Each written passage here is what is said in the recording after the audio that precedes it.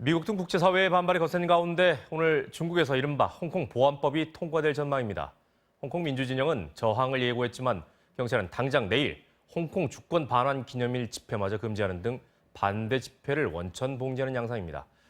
홍콩 내 갈등은 물론 중국을 둘러싼 국제사회의 긴장도 높아질 것으로 보입니다. 고은상 기자입니다. 중국 전국인민대표회의 상무위원회가 20차 회기 마지막 날인 오늘 홍콩 보안법을 통과시킬 것으로 예상됩니다.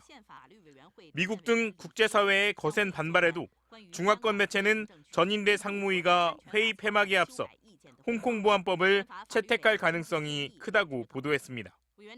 법안이 통과되면 즉시 시행되는데 내일인 7월 1일은 중국이 영국에서 홍콩을 반환받은 날로 중국 관영 매체는 홍콩 보안법 제정을 2차 주권 반환이라고 평가하고 있습니다. 홍콩 보안법은 국가 분열과 국가 정권 전복, 테러 활동 외에도 외국 세력과 결탁을 범죄 행위로 규정하고 홍콩 내에 이를 집행할 기관 설치를 골자로 하고 있습니다.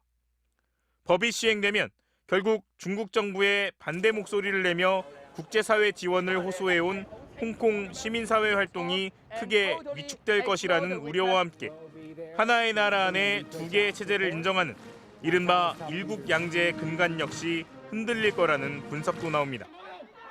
당장 홍콩 경찰은 내일 제야단체가 주관하는 홍콩 주권반환 기념 집회를 금지했습니다. 기념 집회가 금지된 것은 1997년 주권반환 이래 처음 있는 일입니다. 경찰은 코로나19 방역을 이유로 들었지만 작년 기념일에 홍콩 시민 50여만 명이 송환법 반대 시위를 벌였던 만큼 집회가 대규모 민주화 시위로 번지는 것을 막으려는 의도로 풀이됩니다. 게다가 홍콩 보안법 소급 적용까지 거론되면서 지난해 송환법 반대 시위를 이끌었던 인사들에 대한 보복이 있을 거라는 우려도 제기되고 있습니다. 미국과 유럽연합 역시 홍콩 보안법이 강행되면 제재를 예고한 바 있어 중국을 둘러싼 국제사회의 긴장도 한층 커질 전망입니다. 이런 가운데 로이터 통신은 캐리람 홍콩 행정장관이 오늘부터 열리는 유엔 인권이사회에서 연설을 할 예정이라고 보도해 홍콩 보안법에 대한 국제사회의 우려를 정면으로 반박하는 메시지를 내놓을지 주목됩니다.